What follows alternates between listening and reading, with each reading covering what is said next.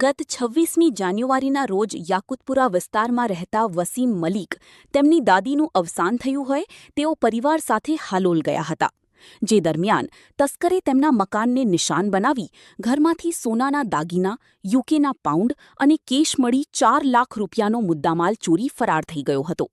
જે અંગે જાણ થતાં રાવપુરા વિસ્તારમાં લંડન શૂ નામથી દુકાન ચલાવતા વેપારી વસીમ મલિકે સિટી પોલીસ મથકમાં ફરિયાદ નોંધાવી હતી. જે બાદ વડોદરા પોલીસ એક્શનમાં આવી હતી અને ઘનિષ્ઠ તપાસ હાથ ધરી હતી. દરમિયાન વડોદરા ક્રાઇમ બ્રાન્ચની ટીમને બાતમી મળી હતી કે આજવા રોડ બહાર કોલોનીમાં રહેતો અનસ દૂધવાલા નામનો યુવક શંકાસ્પદ સોનાની વસ્તુ વેચવા ફરી રહ્યો છે.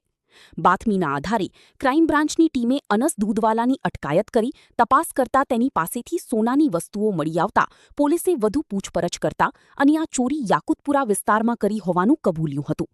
જે બાદ પોલીસે કાયદેસરની કાર્યવાહી કરી અનસને વધુ તપાસ અર્થે સિટી પોલીસ મથકને સોંપ્યો હતો. સિટી પોલીસે 1 દિવસના રિમાન્ડ મેળવી આરોપી અનસ દૂધવાલાને સાથે રાખી ઘટના સ્થળ પર રિકન્સ્ટ્રક્શન કર્યું હતું.